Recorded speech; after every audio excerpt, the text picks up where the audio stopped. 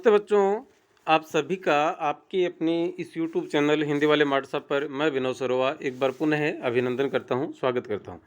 बच्चों, आज हम कक्षा 11 के विषय हिंदी अनिवार्य के आरोह नाम की पाठ्य पुस्तक के गद्य खंड के पहले पाठ पर बात करेंगे, जिसके प्रश्नोत्तरों पर बात करने वाले हैं आज हम।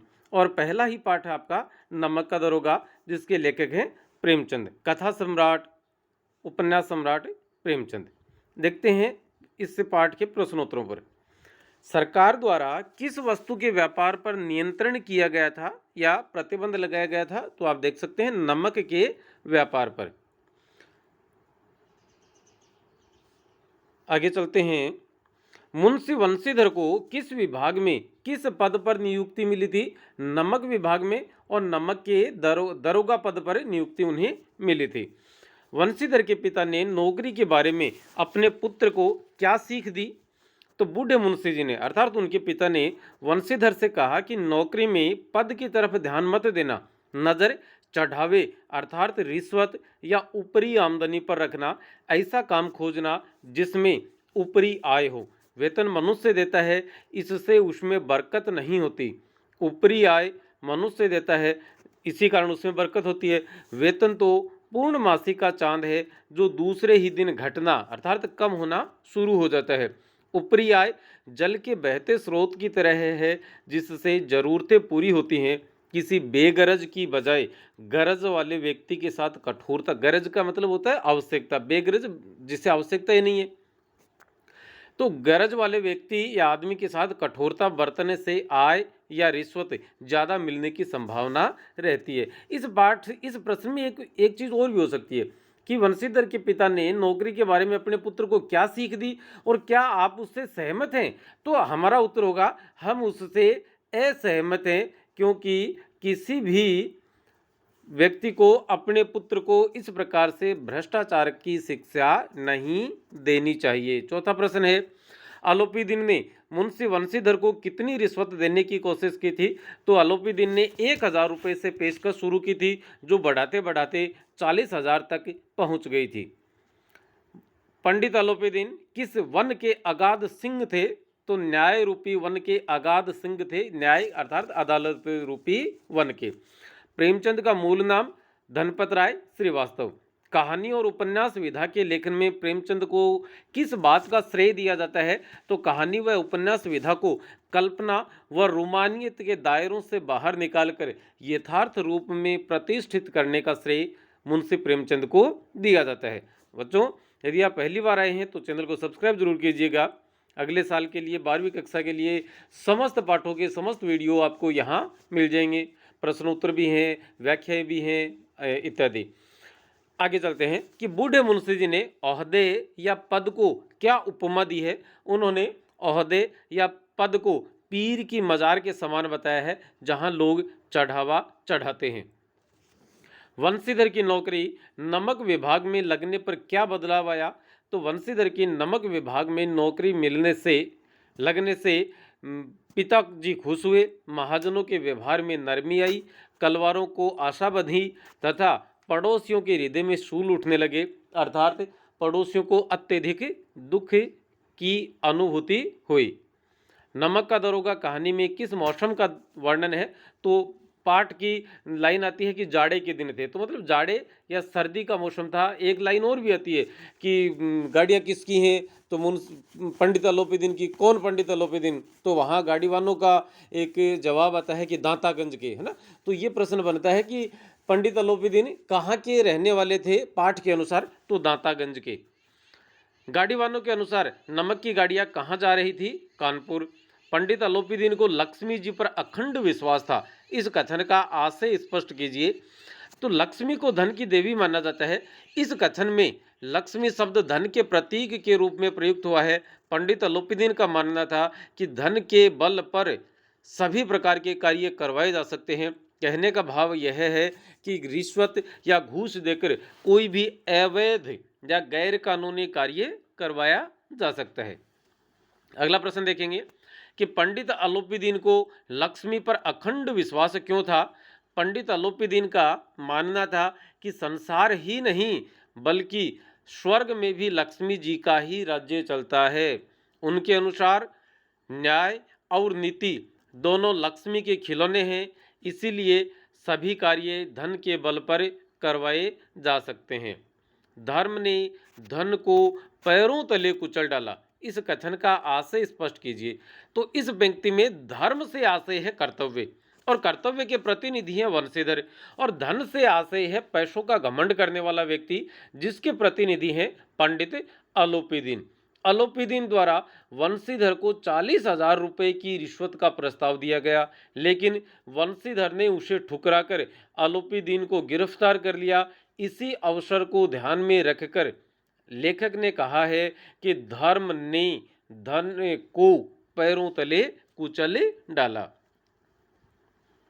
दुनिया सोती थी पर दुनिया की जीभ जागती थी, पंक्ति से क्या अभिप्राय है? तो पंडित अलोपीदीन को रात के वक्त गिरफ्तार किया गया था। ये वक्त लोगों के सोने का होता है, फिर भी अलोपीदीन की गिरफ्तारी की खबर चारों तरफ फैल गई थी।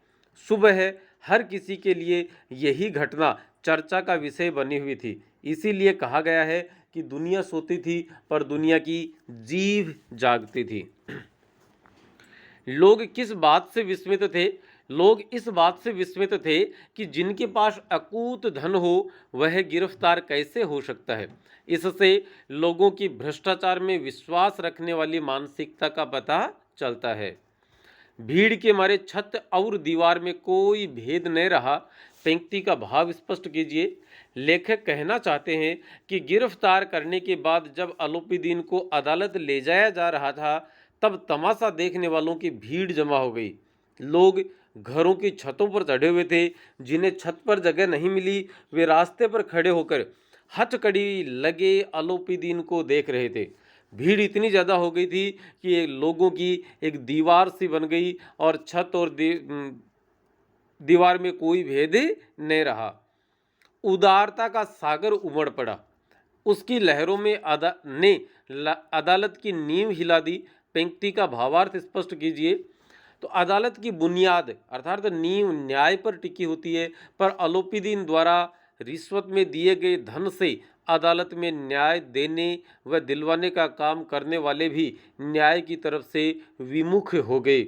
इस प्रकार मतलब न्याय से मुंह मोड़ लिया। इस प्रकार अदालत की नींव या बुनियाद हिल गई थी। कहने का अर्थ है कि अदालत में भी न्याय नहीं हुआ। मासिक वेतन को पूर्णमासी का चांद क्यों कहा गया है?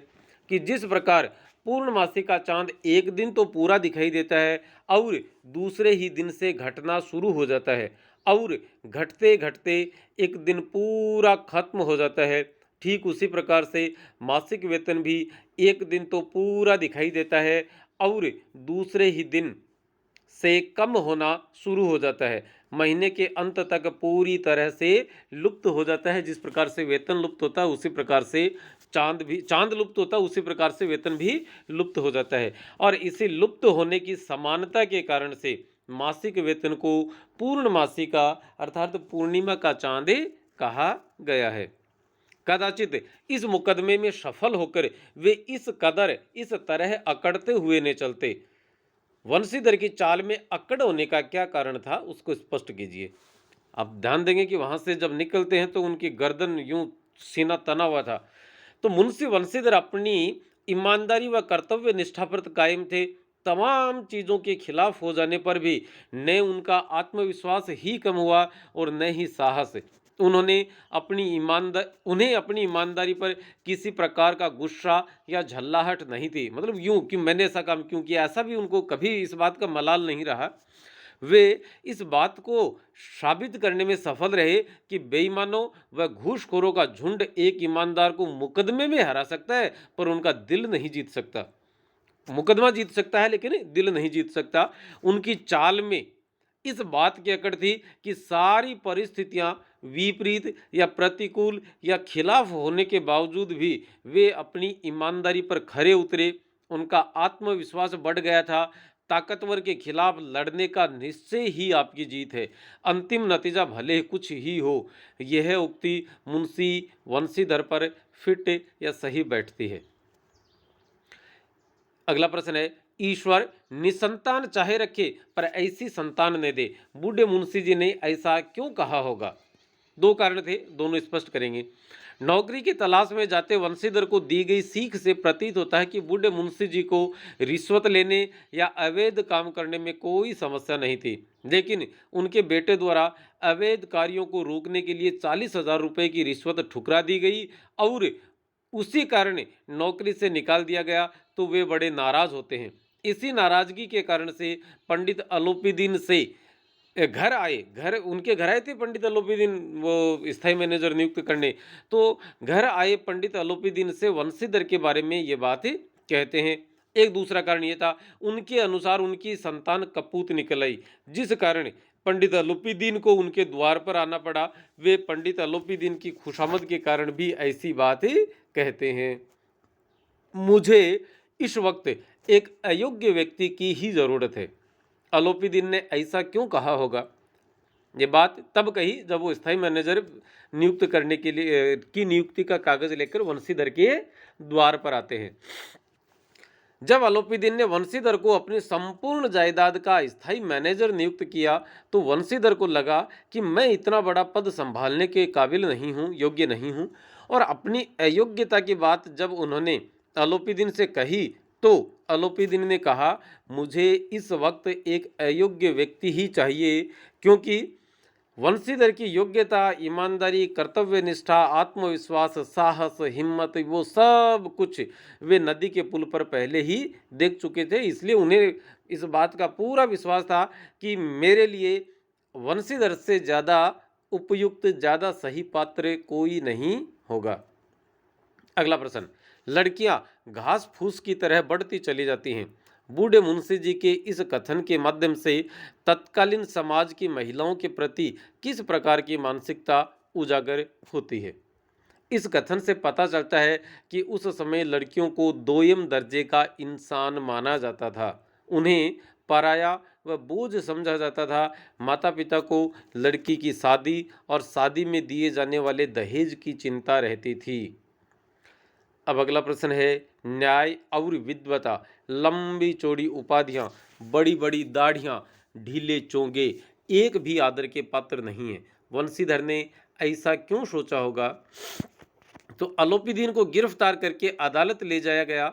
वंशीधर को विश्वास था कि अदालत में न्याय होगा और अलोपीदीन को अवैध व्यापार करने के जुर्म में सजा होगी, लेकिन हुआ इसका एकदम उल्टा। अलोपीदीन को दोष मुक्त सिद्ध करके ससम्मान छोड़ दिया गया। ये हिंदी में लिखा है, और यदि इसको अदालत की भाषा में लिखें तो अलोपीदीन को